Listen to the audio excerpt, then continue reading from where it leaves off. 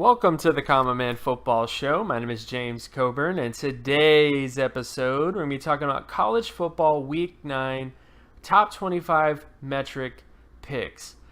Each week, as you may or may not know, I collect all of the current 2017 NFL, well, not NFL, but college football data, looking at team stats, whether you're talking offensive stats, defensive stats, all the other kind of data, and looking at how they compare to past winners, and also looking at where the trends lie in terms of winning football games in order to determine these picks. So basically, it's looking at various different team statistics based on what teams have done in the past, all the way back to 2001. I mean, that's how far I've been able to push the sample back to 2001, and I just really want to just focus on the top 25 picks this week.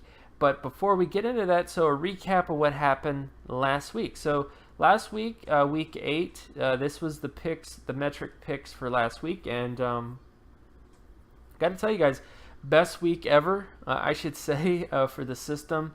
Went 16-0. Every single pick that was mentioned last week covered in terms of the wins.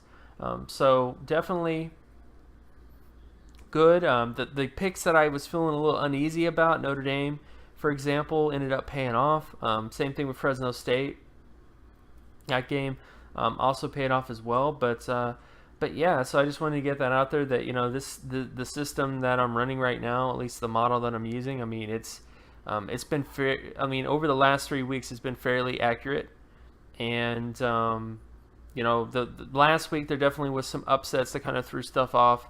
Upsets that I really don't think you'd be able to. Predict those upsets, but at the same time, you know, this is definitely you know, how things are shaping up right now. So again, this was last week's results, which I'm pretty proud of, to say the least. And again, as I told you guys before, as the season gets longer, unless there's a major injury to a player, you're going to see a lot of improvements. You know, in terms of the accuracy of the data, you know, because as the larger the sample size it gets, the better and more accurate that the data ends up becoming. So looking at this week, so the top 25 teams for this week, just kind of getting into each particular game. So we start with Oregon State versus Stanford. This, of course, is a early week game. I believe it's on Thursday this week. And this is pretty, I mean, it's not even close. I mean, if Oregon State upsets Stanford, I can't predict these things. Oregon State has been bottoms when it comes to wins. They've been bottoms when it comes to putting up points. Bottoms when it comes to not allowing points on defense. And they're going up against Stanford, which is not an amazing team by any stretch of the imagination. But they are at least a decent football team. And because of that, most of the data just heavily favors them. Then, of course, we get Memphis versus Tulane. Memphis is pretty much favored in this game. Not a giant favor for Memphis. Memphis, for whatever reason, is, I mean, Memphis is definitely a good team, but I do think that Memphis is getting a little bit overrated a bit because of the way that their style and stuff like that. Like, I think there's other teams that should be considered over them in the grand scheme of things. But this is definitely a win for them against Tulane. You know, based on the overall available data, it pretty much favors Memphis. Then, of course, we get Oklahoma State versus West Virginia. Now, this is definitely a game that is favored for Oklahoma State. But I also don't feel very good about it, mainly because of the game that Oklahoma State put up against Texas. That was a little dicey, to say the least.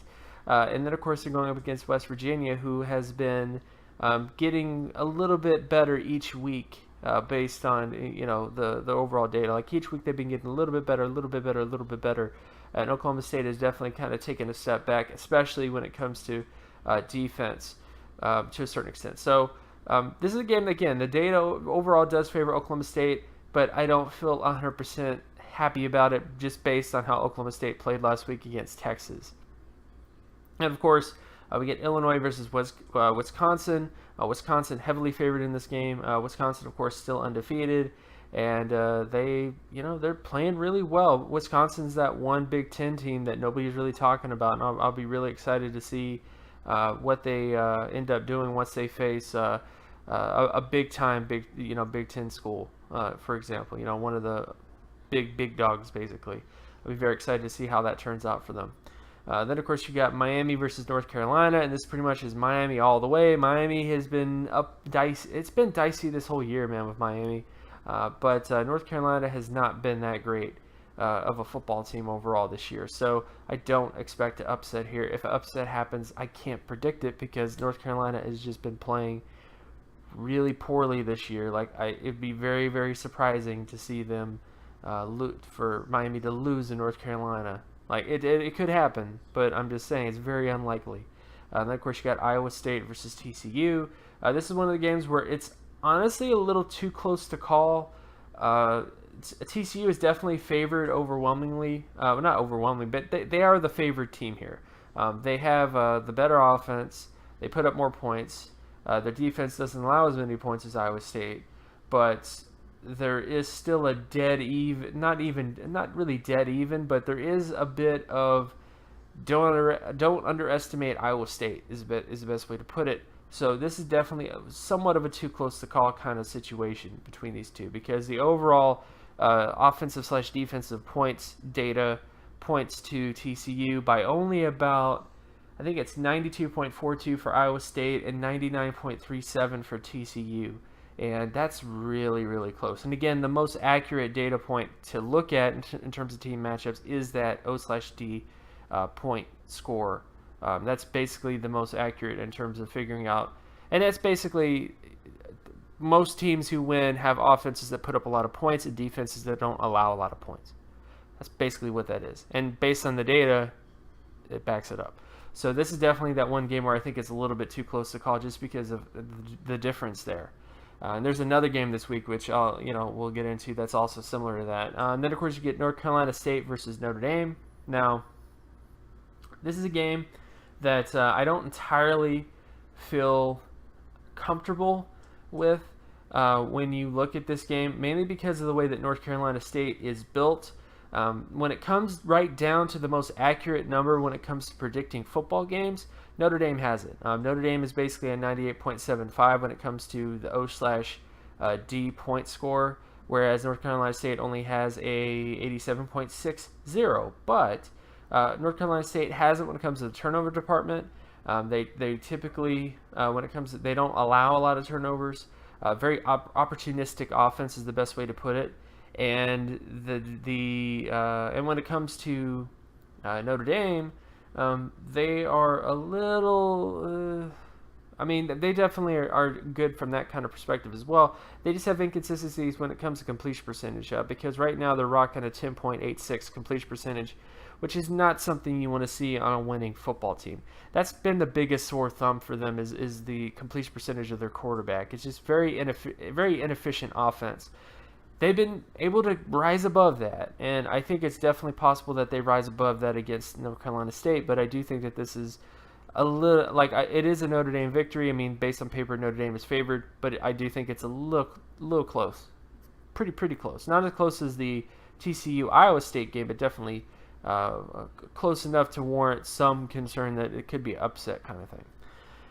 Then, of course, you get Michigan State versus Northwestern. Michigan State is favored in this game, but it's pretty dang close as well, 62.21 to 54.97. And I also believe this is at Northwestern. Now, the big thing that Michigan State has going for it is that they've been winning. So far they have about a 95.80 win score. I believe they've only lost one game this year, so they have confidence, I guess is the best way to put it, coming into this game. And they do have the overall advantage, but I do think that this is a pretty close game, especially since it's at home at Northwestern. So definitely a game to kind of think of, in terms of matchups-wise. But again, it does favor Michigan State. Then we get to UCLA versus Washington, and it's pretty much Washington here when it comes to the O/D score. Really, really high. I understand that Washington lost to Arizona State, and people are just throwing them under the bus, but they still put up a lot of points. They still don't allow a lot of points. They're one of the best defenses in college football when it comes to not allowing points on defense. And I just, I mean, UCLA has issues upon issues when it comes to turnovers, fumbles, the defense allowing too many points. I mean, Josh Rosen could get lucky and catch Washington after a bad loss, but I still think, again, the overall data just really, really favors Washington. So I just have to go with Washington here. And then, of course, you get Florida versus Georgia. Georgia heavily favored here based on all the data as well in that particular game. Nothing really sticks out in the favor of Florida at all. They just don't put up enough points on offense, and that really, really hurts them. Then, of course, you got Ohio State versus Penn State. This is probably the big game of the week, the biggest game of the week. And the overall data favors Ohio State by a hair. We're talking 99.66 for Ohio State and 99.52 for Penn State. Really, really, really close. Too close to call, really. So I don't really know which way to go with this particular game. The one thing I can say is the overall data. It's really tough to say. It's really too close to call. There's a lot of data to look at here, of course.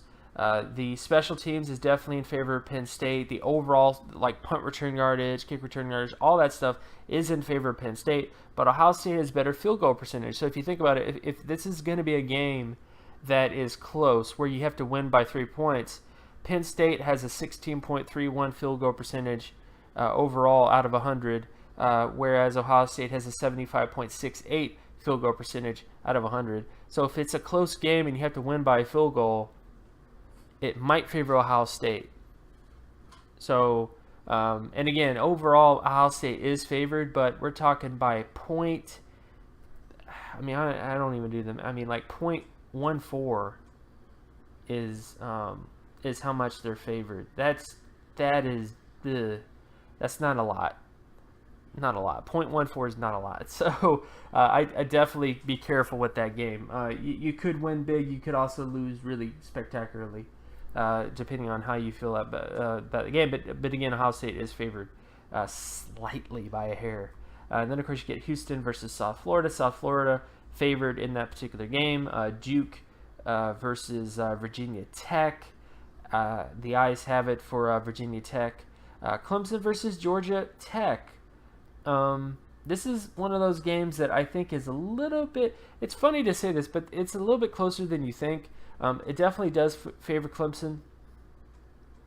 Overall, it does favor Clemson, but the biggest Achilles heel for Clemson this year has been a defense that just doesn't create turnovers. They've been pretty dang low when it comes to creating fumbles, low when it comes to interceptions created, low in terms of just overall turnovers. Their field goal percentage is a 13.85 out of 100, which is not great either. Their special teams is 16.65. So Clemson, when it comes to creating turnovers on defense, and when it comes to just overall special teams, not getting it done. So this is definitely a game that Georgia Tech could sneak up on them, because this is pretty dang close. It's 96.19 versus 91.26 for Georgia Tech. And believe me, Georgia Tech is not the sexiest team ever. They've had lots of issues with fumbles. They've had lots of issues with completion percentage because they don't really have a quarterback. They just have a running back who occasionally throws. So it's, yeah, it could go, you know, I just, again, the overall data does favor Clemson, but Clemson is not a perfect football team. And, you know, the Syracuse loss kind of exposed some of those issues that they have, you know, some of the wrinkles that they have on that team. And then, of course, you got Oklahoma versus Texas Tech. Overall data favors Oklahoma. This is definitely somewhat of a rivalry game for Baker Mayfield because, you know, Texas Tech is his former football team. So it'll be interesting. But the overall data does favor Oklahoma. I don't expect a big upset here. Texas Tech is definitely better than they were last year as a defense, but not to the extent where you could see a massive improvement, I guess. So, yeah, Oklahoma definitely here. And then, of course, you got Arizona versus Washington State. And in this particular game, it has it for Washington State pretty decently. And then lastly, we have Arizona State versus USC. And in this particular game, has it for USC. USC is favored 62.11 versus 47.68 for Arizona State. Arizona State is, of course, coming off of a hot win, so who knows. And Manny Wilkins, by the way, Manny Wilkins, the quarterback for Arizona State, is by far one of the most efficient quarterbacks in college football right now, based on data. So he's pretty dang good. Based on the data. In terms of the schedule that he faced and everything else like that. Again, this is more schedule adjusted. But he's been one of the quarterbacks who's actually been performing pretty dang well for the schedule that he's facing. So that could be an X factor in this game. And the offense doesn't really turn the football over a lot either. So USC, the reason why USC loses games is because of USC. It's because they turn the football over too much and they give up easy touchdowns. And they can't get out of their own way when it comes to turnovers. So if it becomes that type of game, Arizona State definitely could get this win. So that might be something to consider, but the overall data still does favor USC, but Arizona State definitely has a chance to beat them. So, of course, this is all the data for this week. These are the easy sheets. So this is just the basic win-loss stuff. If you don't want to listen to me during the whole video, you could just kind of speed to the end. If you will, to just get the wins, loss, if you're not interested in that. But yeah, this is just the sort of win-loss sort of stuff. And, for the most part. And, of course, my name is James Coburn. You can find my other work at draftcoburn.wordpress.com. You can also follow me on Twitter at Geometrics. And if you like this content and you want more content like this, be sure to leave a like and subscribe. Share this video as well with anybody that you know. And I'll talk to you guys in the next video. Peace. Thank